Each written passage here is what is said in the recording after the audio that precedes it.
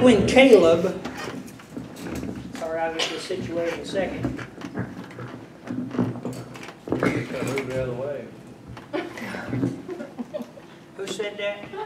Do what? You're just going to end up moving it anyway. You're exactly, okay, you're exactly right.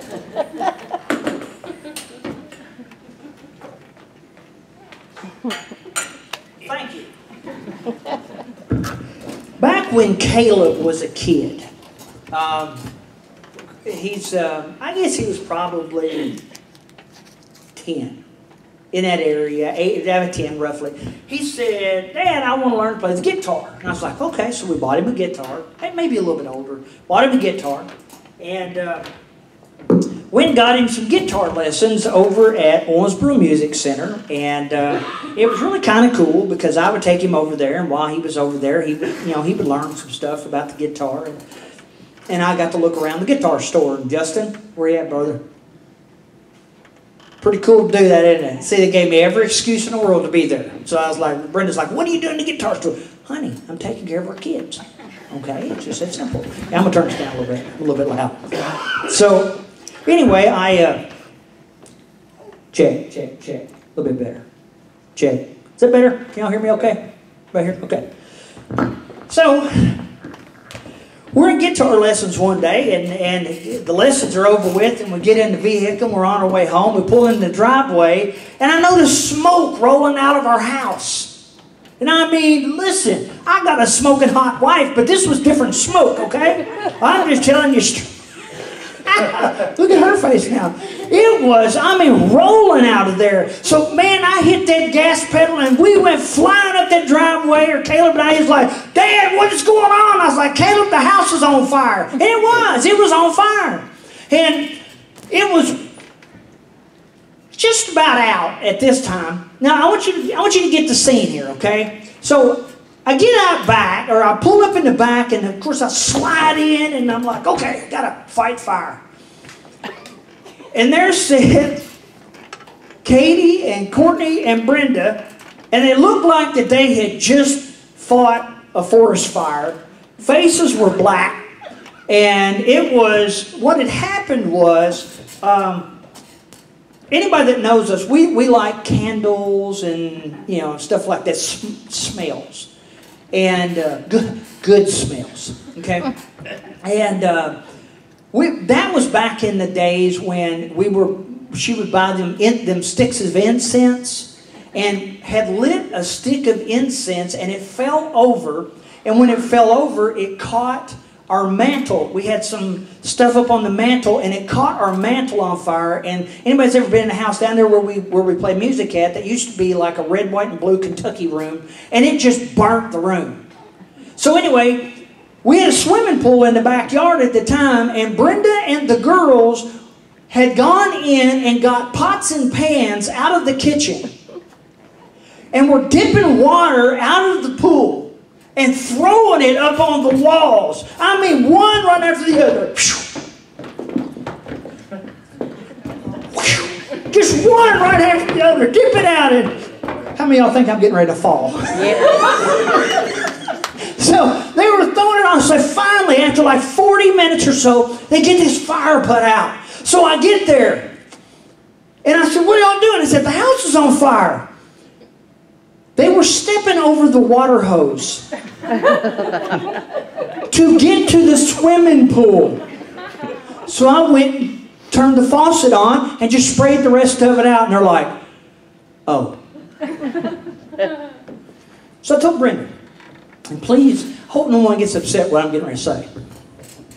I said, why didn't you just let it burn down? This is back in my younger years. She's like, what?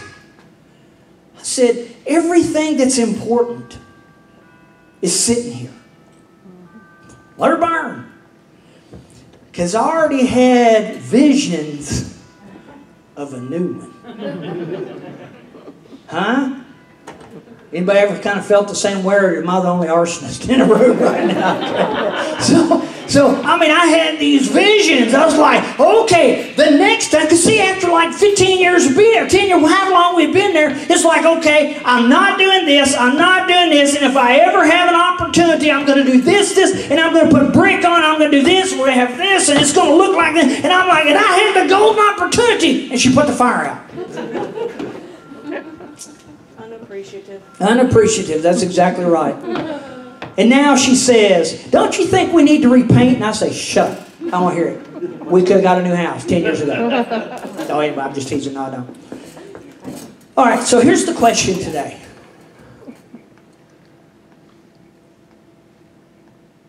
If you could build a new house, what would it look like? What would you do different? What would you do different?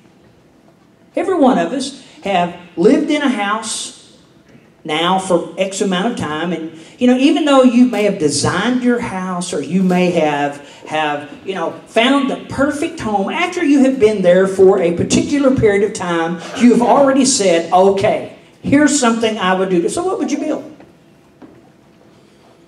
Would you do something different? How many of you all would do something? I'm asking you to raise your hand. Would you do something? I don't care how minuscule or how big it is. Would you do something different if you had the chance to build something new?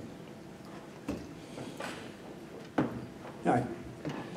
Well, let me ask you this question. Okay. What if a war happened?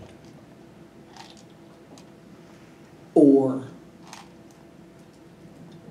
God forbid, a horrible natural disaster had completely devastated the United States of America. What would you build different? What kind of nation would you want different? Now see, if you're going to sit here and you're going to tell me, I would build a different house that I would live in, you're not going to convince me that you wouldn't also do something different with the nation. So my question is, what would you do? What will you build? See, it's not the question, what would you? It's what will you build? Because we have an opportunity every day, whether you understand this or you don't understand this, I pray that you will begin to get it. Friends, we are in the constant state of building who we are and who our nation is. As long as we are pliable in God's hands, we have an opportunity to be different every day. I went to the Elton John concert last night. And Elton John made a comment that over in Europe, he said, in Europe, everything's bad. He said, it's just like no one wants to talk to anybody and everybody dislikes everybody and there's all kinds of horrible things going on. And he said this, he said, I just wish we could all talk. He didn't say, I wish we could get along. I just wish we could all talk. Friends, every one of us in this room, we have an opportunity today to change your family, to change your county, to change your state, to change your nation, to change your world. And it's just as easy, believe it or not, bless you, as going to Walmart and buying 2 gallons of paint and painting a room. See, here's the deal. When you walk in that room and you see that paint's chipping off the wall, or you see this, that, or the other, you begin to recognize, I need to do something different. The question is, when will you do something about it? I've got a cool story that I want to read for you, or read to you today, but it's not even what's on there, Billy. So we might get to that. Y'all know me. But it's before this. And it just really hit me while we were sitting, actually while I was sitting with listening to Todd, it hit me. If you've got your Bible, I want you to turn to the book of Ezra.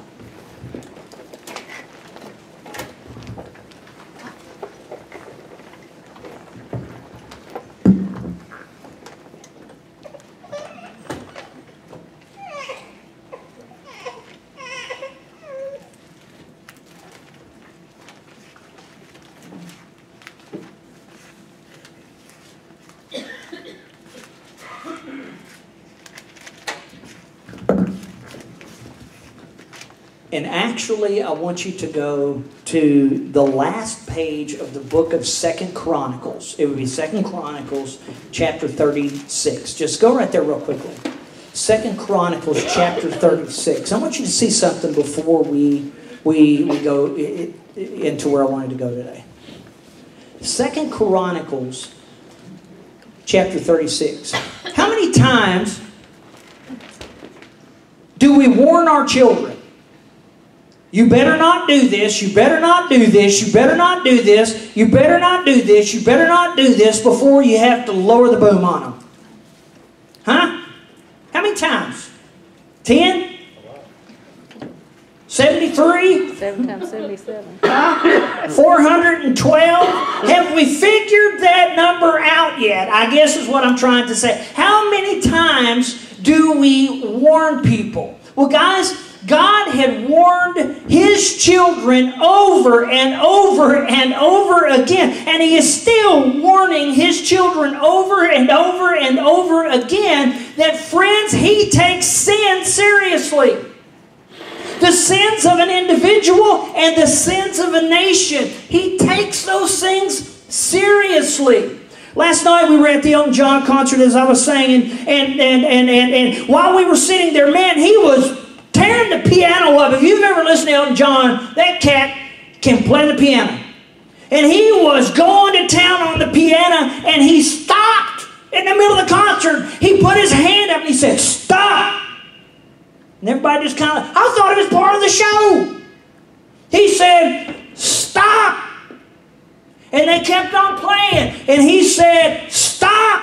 And his whole band looked at him like, "Okay." And he said, "Something's not right. Fix this piano." And I was waiting for the show or the punchline.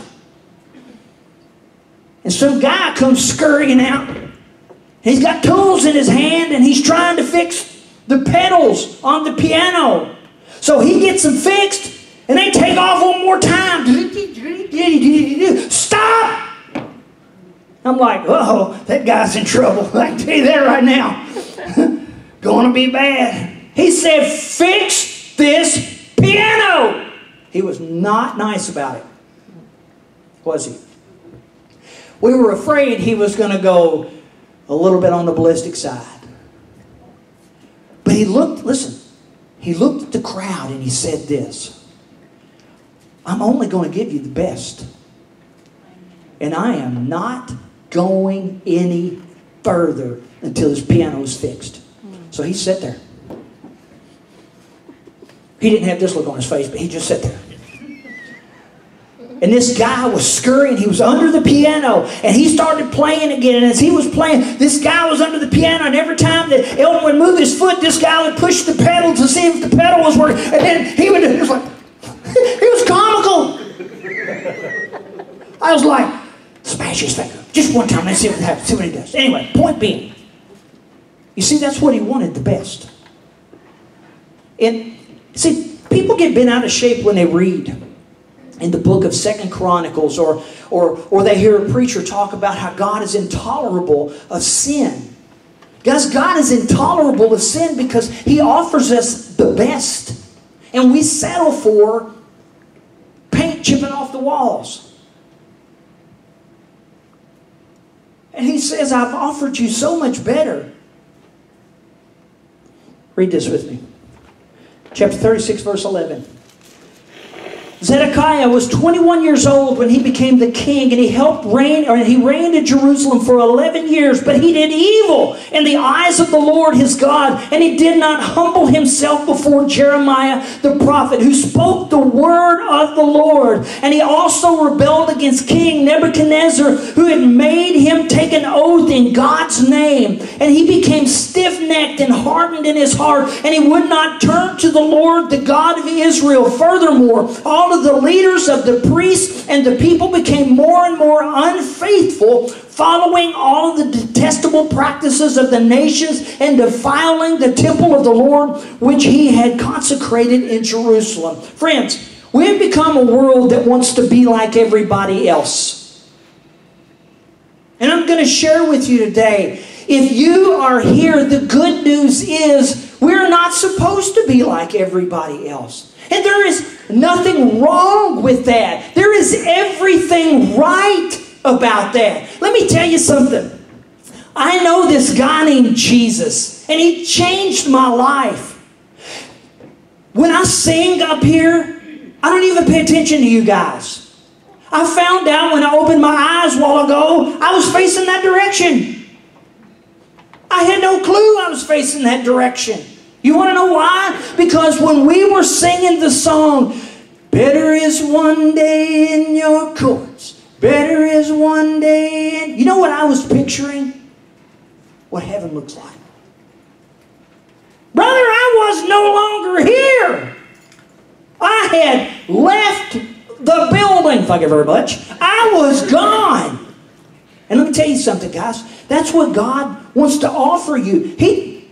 She didn't even know who Elvis is, and she thought that was cool. So, anyway, essence of it is he wants to offer us the best. But Zedekiah, they want to be like everyone else around them. Friends, listen to me. I don't want to be like it. I want to be me. I want to be me. God created me in His image and in His likeness, and He loved me. He put this special stuff down inside of me that nobody else can be like.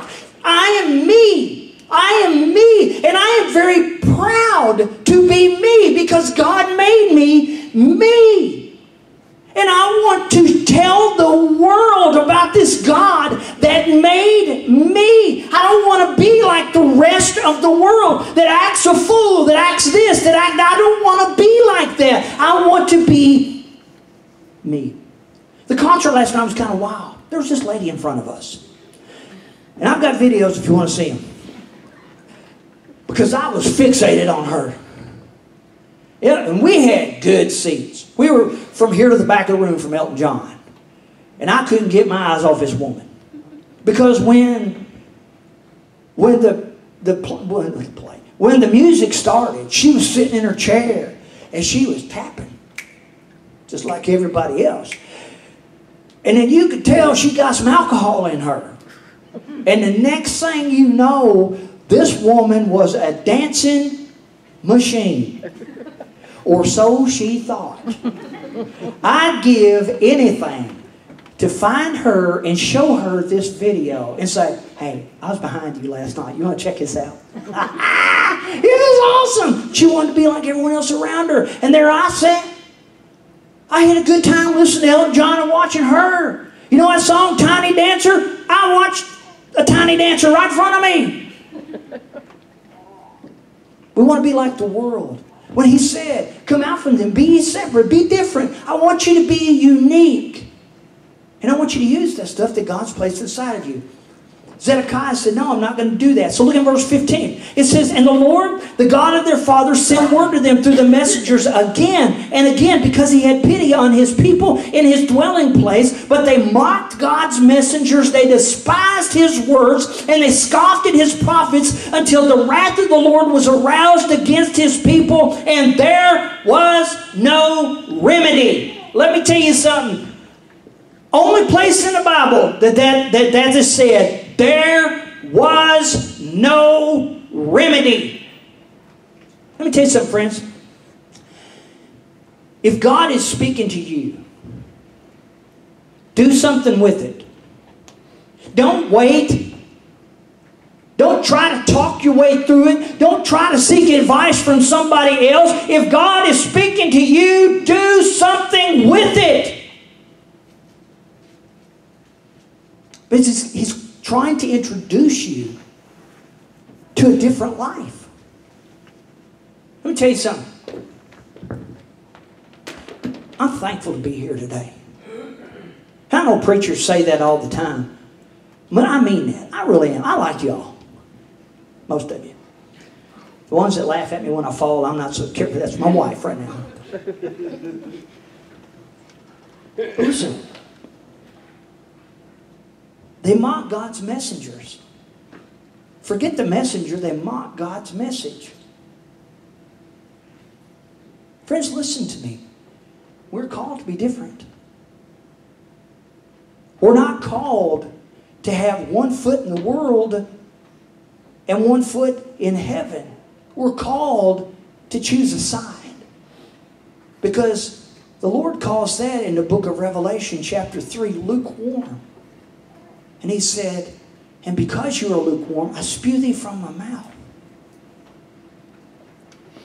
And that's what this group of people had done. And it came all the way from the top. Friends, if you don't think that our nation's a mess, you're not paying attention. Amen. Amen. You want to know why our nation's a mess? Don't say Donald Trump. Look in the mirror. Gets quiet when we say it, but that's the problem. That's the reason our nation's a mess. It's us. It's us. You're right. Preach it. The Church of Jesus Christ has forgotten our identity. I am not called to be like the world.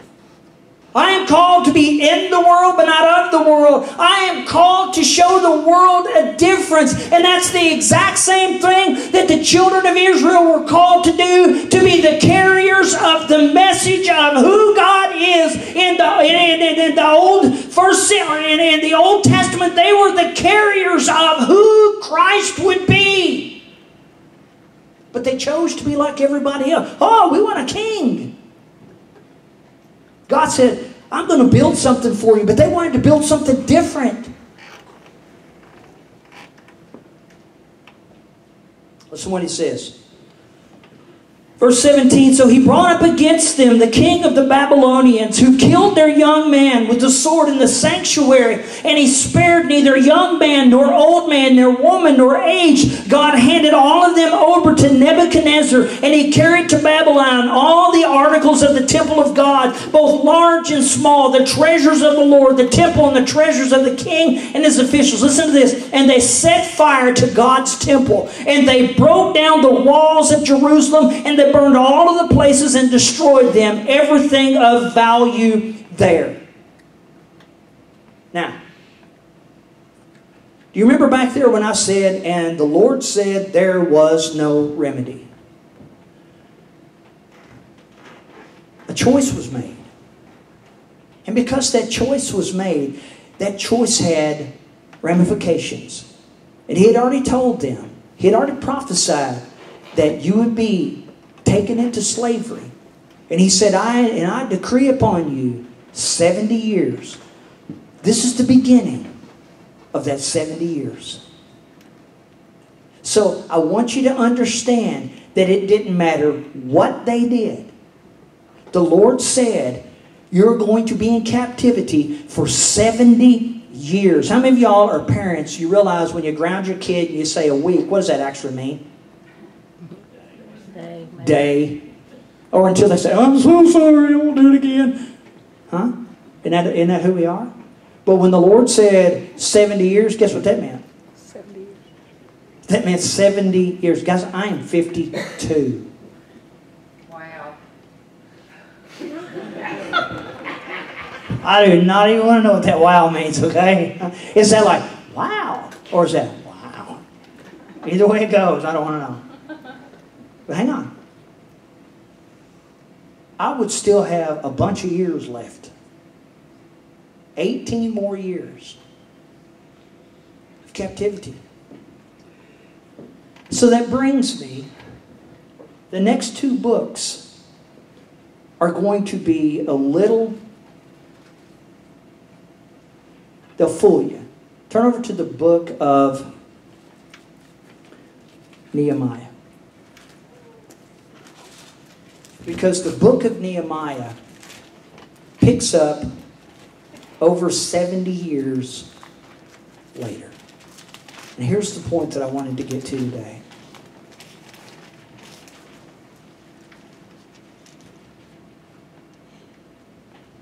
I want you to look at the picture. Look at the picture.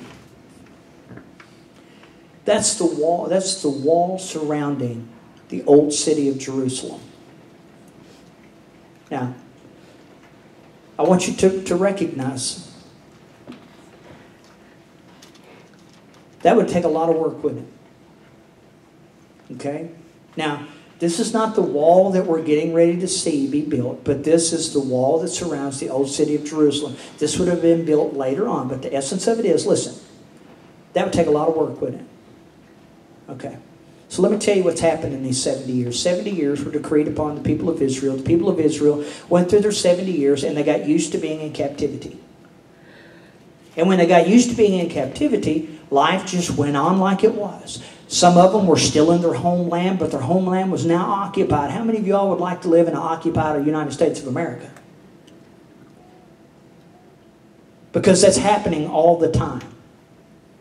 And we say, well, it'll never happen here. Well, guess what? They said the same thing. And it's all because people do not listen to the heeding warning of God. And He says, I want you to come out and be different. I do not want you to be like the rest of the world. I want you to be different. So after the 70 years, during that time, Nebuchadnezzar's Babylonian army and nation was taken over, and the Persians rose to power. And as the Persians rose to power, the Medes and the Persians rose to power, and it was time for captivity to be over with. Ezra went and he rebuilt the temple. But once the temple was built, something else was going on. The temple didn't have any protection. How many of y'all realize that the church shootings that happened a couple of weeks ago, it would have been awful hard to protect against that? Because when people are bent on that much destruction, it's going to happen. It may not have been that church, but it's going to be some kind of church somewhere.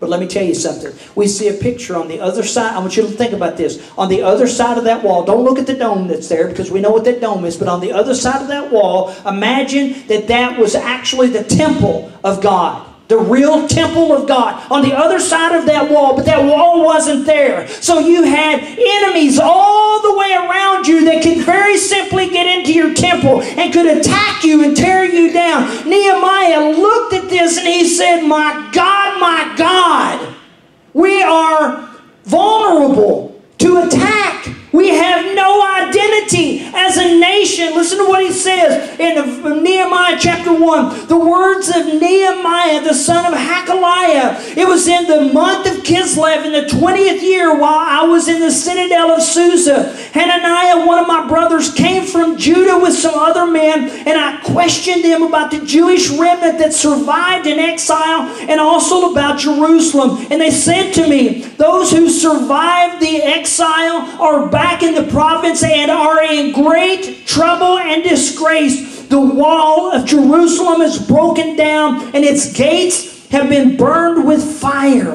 And when I heard these things, I sat down and I wept, and for some days I wept and I wept. I fasted and I mourned and I prayed before the God of heaven. And then I said, oh Lord, the God of heaven, great and awesome God, who keeps His covenant of love with those that love Him and obey His commands. Let your ears be attentive and your eyes open to hear. The prayer of your servant is praying before you day and night for your servant, the people of Israel. I confess the sins we Israelites, including myself and my father's house, have committed against you. We have acted very wickedly towards you. and we have not obeyed your commands, decrees, or laws that you gave to Moses. Remember the instruction that you gave your servant Moses, saying, if you are unfaithful, I will scatter you among the nations. But if you return to me and you obey my commands, then even if your exiled people are the farthest from horizon,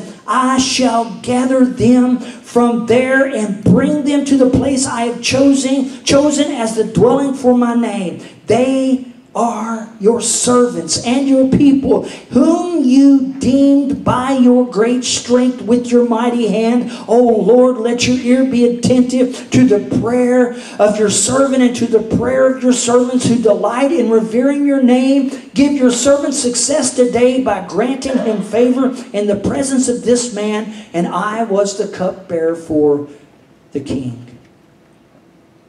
The next thing that happens is he asks the king, can I go and build a wall? Can I go and build a wall around the temple? Why would he do that? Why would anybody take on such a task? On this Veterans Day, I was reminded of what veterans throughout history, those that are actively serving and those that have served, maybe they just simply remembered what America stands for.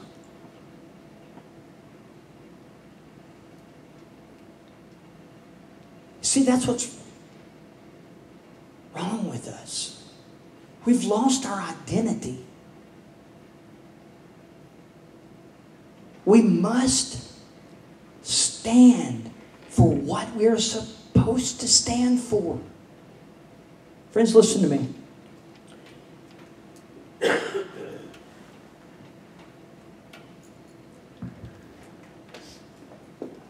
Today,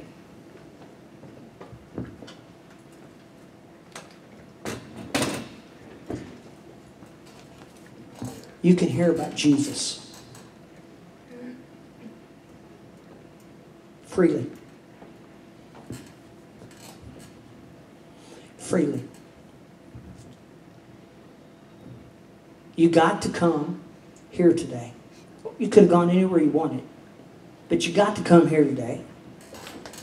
If you drove from Beaver Dam Center Town, Fortsville, doesn't matter where you drove from, you didn't have to go through a roadblock to check your papers. No one stopped you from coming in the door. Friends, our nation is founded on religious freedom. Freedom to worship Christ. Now we're trying to make it all other manner of things. But go all the way back to our Mayflower Compact. And let me tell you, our nation, our very nation, the red, white, and blue, the United States of America, we very simply exist to honor Jesus Christ as Lord. And we've forgotten our identity. Nehemiah, he looked at the children of Israel. He looked at the place where they worshiped. And he said, we've lost our identity. We're vulnerable. And he was willing to do something about it. Friends, listen to me. Right now. Every one of us in this room, we know somebody. I don't care who you are. You know somebody. I know somebody. We know somebody. It's not in church. That doesn't know Jesus. And every time we just let it be, we're just like the nations around us. We're called to be different. So I want to ask you something today. What are you trying to build in your Christian walk?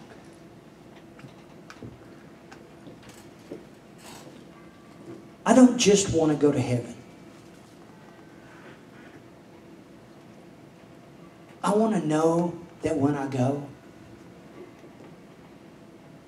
that I'm going to take as many people with me as I can. I want to know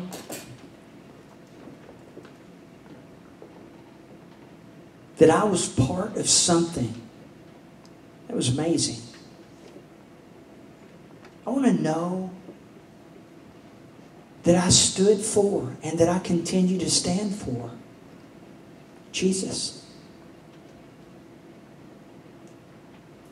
That I'm willing to be different, peculiar, weird, odd. That I'm willing to give of my time. I'm willing to give of my money. I'm willing to give of my heart. I'm willing to say I'm sorry. I'm willing to serve. I'm willing to walk into a department store and know I'm a missionary when I walk in that department store. And that's what Nehemiah remembered. That's what made a nation great. His task was to build a wall. What's your task? What are you trying to build? You see, that's the question you got to ask yourself right now. I'll finish with this if our musicians will come. I overheard a conversation last night. Just heard bits and pieces of it. Frank and I were up front in the vehicle and we were just talking. But I heard Brenda talking to Molly about a young couple that just had a baby.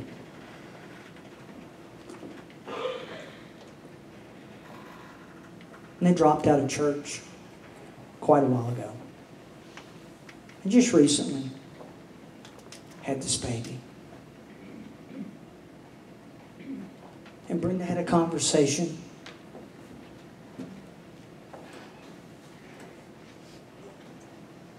And just simply said, God has given you something great. And He's entrusted that greatness to you. What are you going to do with it? What kind of family are you going to build?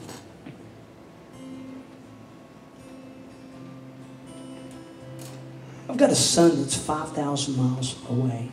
And I know Brenda is right now saying we. And I know a long time ago, Tony and Belinda had to send their sons thousands and thousands of miles away. And all you've got is what you poured into.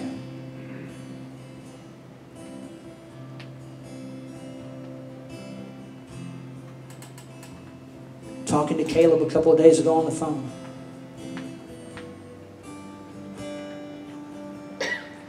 They just made a comment about drinking. He said, Dad, I don't drink. He said, I hadn't drank in a long time. 6,000 miles away from Mom and Daddy.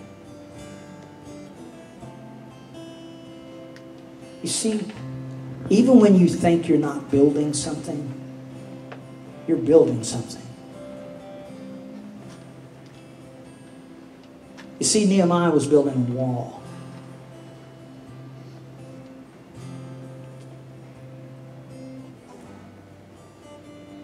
Some of you right now, you're building a family. And each and every time, Nehemiah picked up a stone and laid one on the other. That's what some of you parents are doing right now as you are raising your children.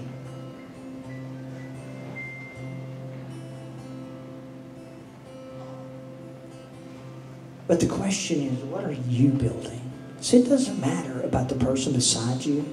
It matters about you.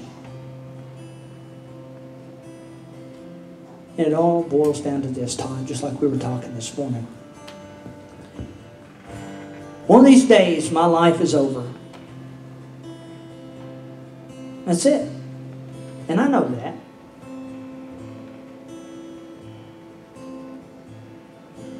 And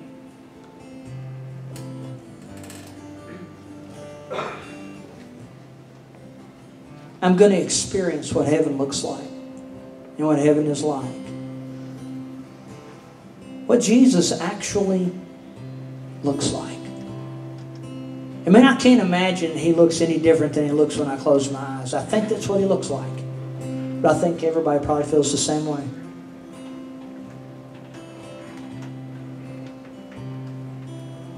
And then he's going to ask me,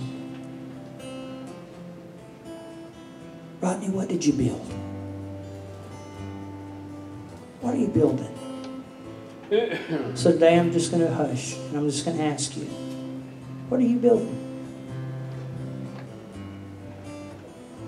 And I promise you this, there is no better day to get honest about it and to make things right than today. See, the very first thing about building is having the right foundation. That foundation is Christ.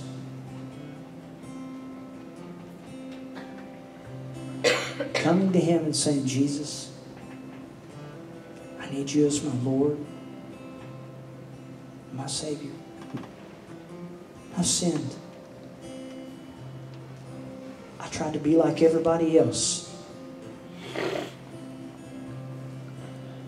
I built the same walls, the same buildings, the same stuff as everybody else in the world. And I know that I've built the wrong things. So come tear it down, God. Start brand new with me. It's that simple.